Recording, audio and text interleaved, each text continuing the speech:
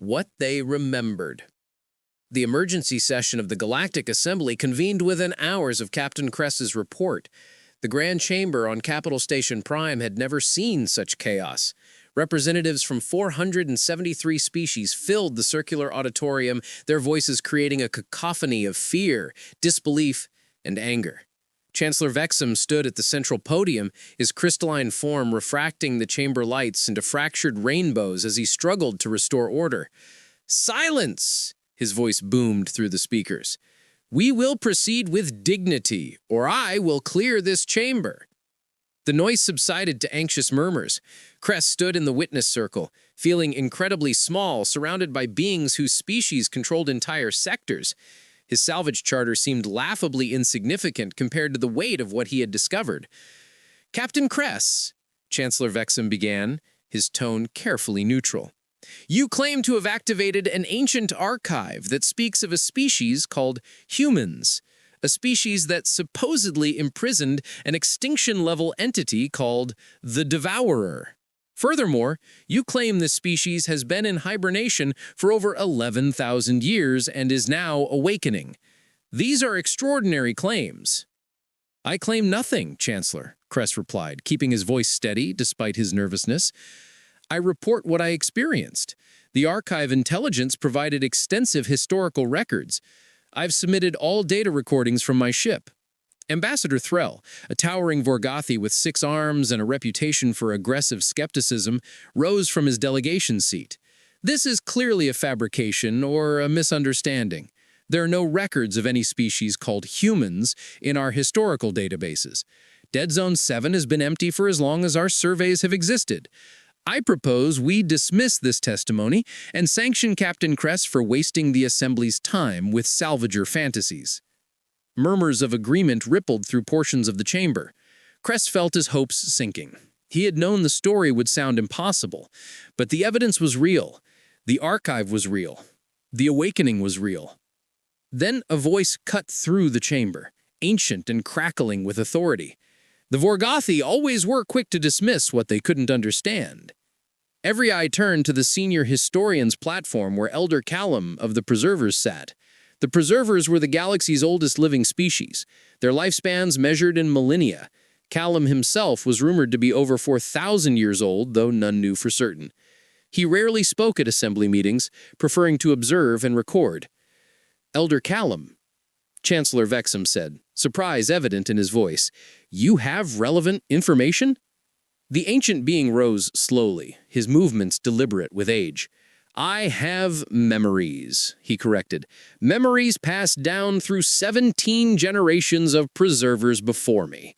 Memories we kept because we were told to never forget, though the details have faded with time. There was indeed a species called humans, and there was indeed something terrible that nearly ended all life in this galaxy." The chamber fell completely silent. When a preserver spoke of memories spanning thousands of years, every species listened. "My ancestors served in what was called the Galactic Union. It was the predecessor to our current assembly, comprising over 500 species. They lived in an age of unprecedented peace and prosperity. Then something came from the space between galaxies, something that fed on life itself. The old records called it by many names, but the humans had a simple term: the Devourer." He paused, his aged eyes distant. "The humans were young then, barely accepted into the Union. Most species looked down on them for their aggressive nature, their tendency toward violence. But when the Devourer came, when civilized species froze in horror, the humans knew exactly what to do. They taught the galaxy how to fight back. They showed us that sometimes survival requires terrible choices." "If this is true," Ambassador Threll challenged, "why have these events been erased from our historical records?" "Because the survivors wanted to forget," Callum said simply. "The war was so traumatic, the losses so catastrophic, that when it ended, the remaining species chose to start fresh. New calendars, new histories, new beginnings. Only the preservers maintained the old knowledge, and even we let most of it fade into legend. We thought the danger had passed. Chancellor Vexum turned back to Cress. "Captain, the archive mentioned that humanity is awakening because the containment is failing. What exactly does that mean?" Before Cress could answer, every communication panel in the chamber simultaneously activated. A priority emergency signal overrode all other frequencies. The main holographic display flickered to life, showing a face that made Cress's breath catch. It was one of them, a human. The being looked similar to several species in the assembly, with bilateral symmetry and forward-facing eyes. But there was something in her expression, something in the way she carried herself, even through a hologram, that spoke of absolute confidence and unshakable purpose. Her eyes were a striking blue, and her hair was pulled back in a severe style. She wore what appeared to be a military uniform, dark and functional. "Galactic Assembly, this is Commander Alexis Chen of Earth Defense Command. I am transmitting from Earth Orbital Station 1. I apologize for the abrupt contact, but circumstances require immediate communication." The chamber erupted. Hundreds of voices shouted questions, demands, challenges. Commander Chen waited patiently, her expression unchanging, until Chancellor Vexum restored order. "Commander Chen," the Chancellor said carefully, "I am Chancellor Vexum of the Galactic Assembly. We have only recently learned of your species' existence and your prolonged hibernation. Your awakening has caused considerable concern. Can you explain your current status?" "Of course, Chancellor," Chen replied. "As of 18 hours ago, Earth Defense Command initiated emergency awakening protocols. Approximately 47 million humans are currently conscious and operational. Full awakening of our 15 billion population will be complete in 89 days. We have assumed defensive posture across the Sol system and have begun activating our military assets." 15 billion soldiers? Ambassador Threll said, his voice rising. "You're telling us you have 15 billion military personnel?" Chen's expression didn't change. "No, Ambassador. We have 15 billion individuals trained in defense protocols. Our military forces actually number approximately 8 billion. The remaining 7 billion are scientists, engineers, medical personnel, and support staff, all trained for wartime operations." The chamber fell into stunned silence. 8 billion soldiers. The entire current Galactic Assembly military numbered perhaps 2 billion across all 473 species combined. "Commander," Chancellor Vexum said slowly, "we mean no offense, but the galaxy has lived in peace for thousands of years.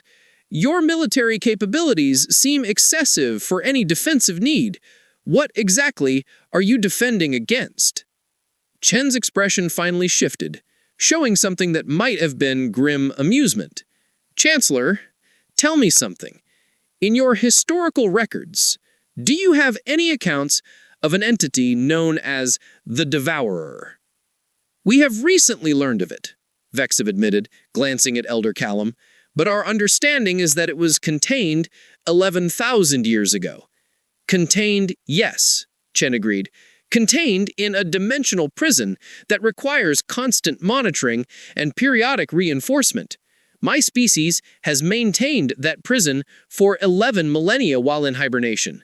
We awakened because the prison's integrity has degraded to critical levels.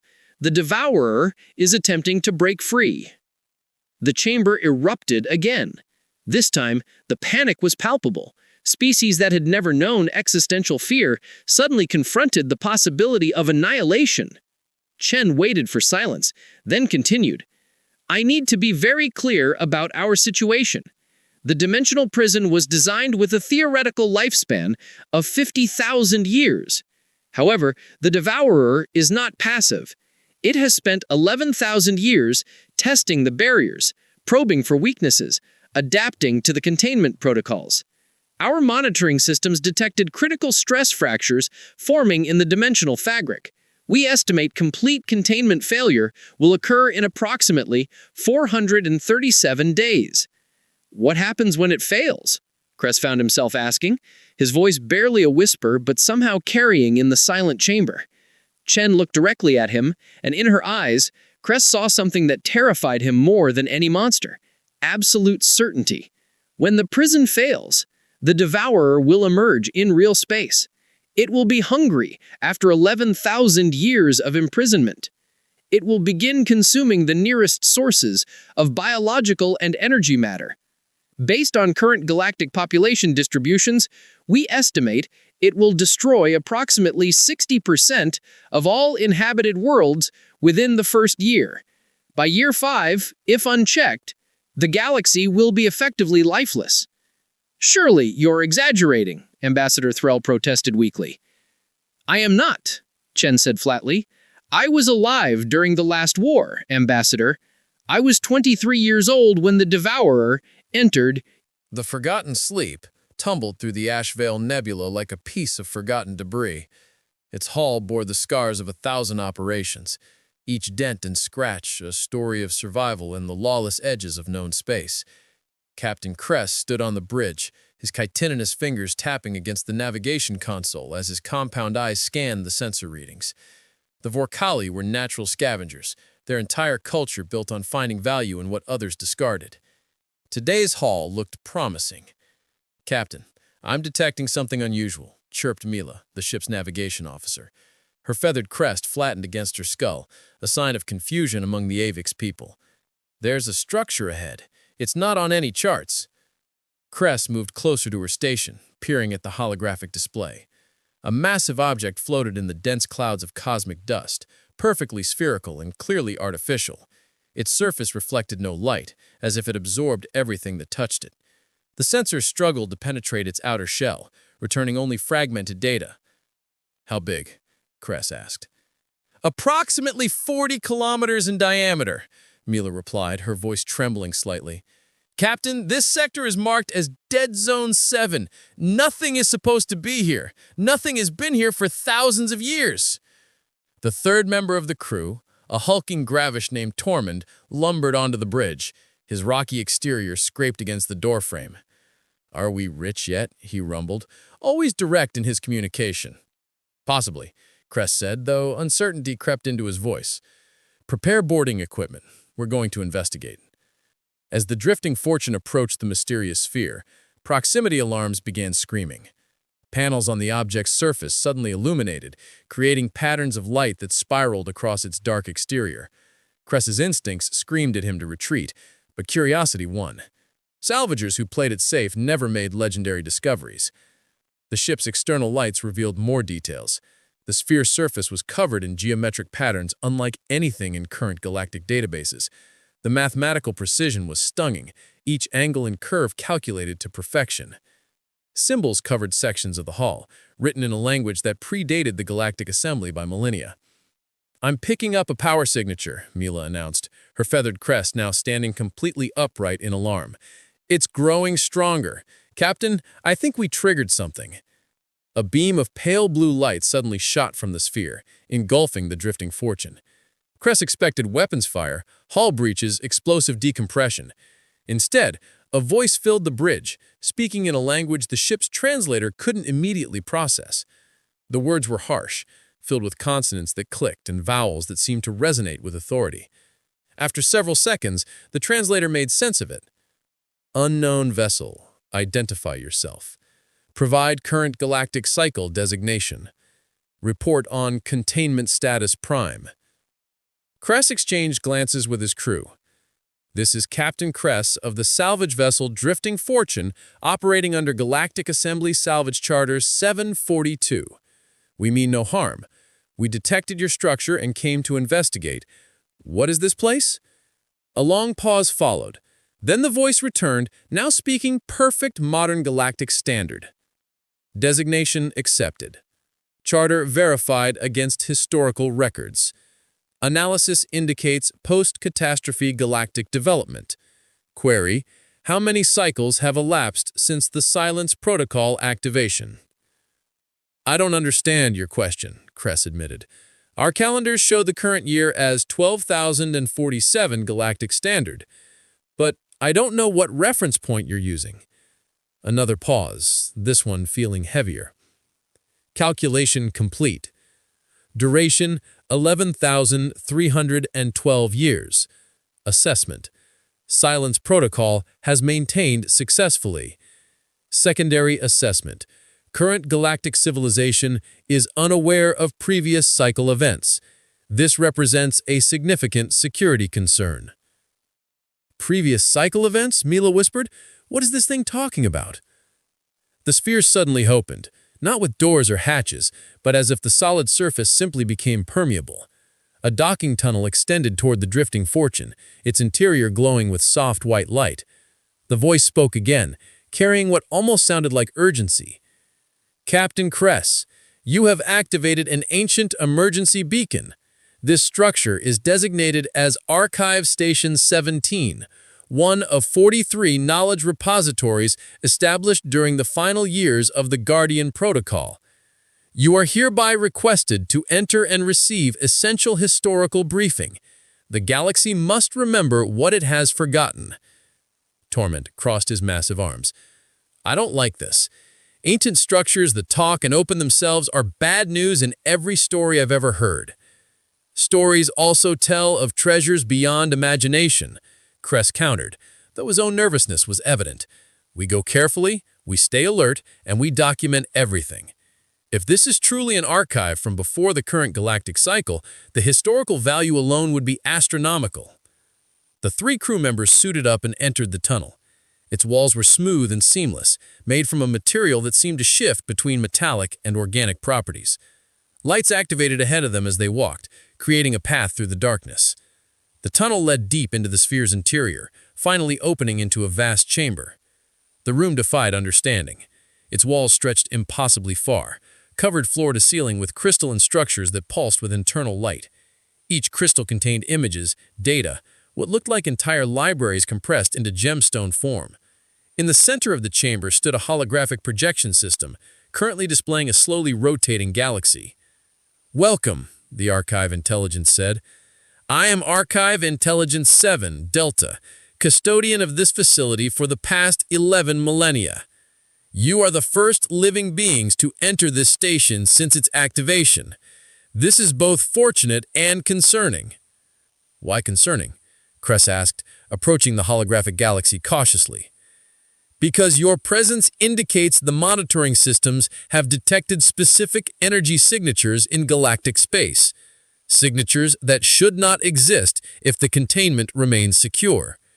The galaxy hologram zoomed in, focusing on a region near the galactic core. I must share with you what the galaxy has forgotten. The truth about who built this archive, why they disappeared, and what they left behind to protect you. The images changed, showing creatures that walked on 2 legs, with bilateral symmetry and forward-facing eyes. They looked fragile compared to most species Kress knew, with no natural armor, claws, or obvious defensive features. Yet something in their posture suggested confidence, even arrogance. These beings called themselves humans, the Archive Intelligence explained. 11,000 years ago, they were the youngest species in the Galactic Union, barely qualifying for membership. They came from a world called Earth, located in what you now designate as Dead Zone 7. Most species considered them primitive, aggressive, and unworthy of respect. The images changed, showing beautiful cities and advanced technology, ships that moved through space with elegant purpose, orbital stations that housed millions, a civilization that appeared peaceful and prosperous. The humans proved their worth when the Devourer arrived, the intelligence continued, its voice taking on a somber tone. The galaxy learned too late that humanity possessed something other species had evolved beyond, something ancient and terrible and absolutely necessary. What? Mila asked, mesmerized by the images. They remembered how to make war. The hologram exploded into scenes of conflict. The Devourer, a writhing mass of dark energy that consumed entire worlds, spread across the galaxy like a cancer. Species after species fell before it, their peaceful civilizations unprepared for an enemy that existed only to feed and grow. Defense forces crumbled, entire sectors went dark. The Galactic Union collapsed into chaos. Then, the humans arrived. The images showed their ships, crude compared to Union technology, but brutally effective. They fought with tactics other species found horrifying, accepting casualties that would break any other race. They introduced concepts like strategic retreats, scorched earth policies, and calculated sacrifices. They taught the galaxy to fight dirty, to survive at any cost, to never surrender. For 3 centuries, humanity stood against the Devourer. The Archive Intelligence said, "They paid for that time with billions of lives, but eventually, even human resilience had limits." The hologram showed Earth, surrounded by massive defensive structures, a final stand that should have ended in extinction. Instead, it showed something else, the Devourer being pulled into a massive gravitational anomaly, dragged screaming into a prison of folded space-time. Humanity discovered that the Devourer could not be destroyed, only contained, so they built a dimensional cage around it, trapping it outside normal reality. But the cage required constant monitoring, constant maintenance, constant vigilance. Someone had to stay behind to guard it, to ensure it never escaped. Cress felt understanding dawn like cold water down his spine. They volunteered. Yes, 15 billion humans entered voluntary hibernation in facilities across their home system. They became eternal guardians, sleeping but aware. Their consciousness merged with monitoring systems that watched the prison every moment of every day. The rest of the galaxy was free to rebuild, to forget the horror, to live in peace. Humanity gave up their awakened existence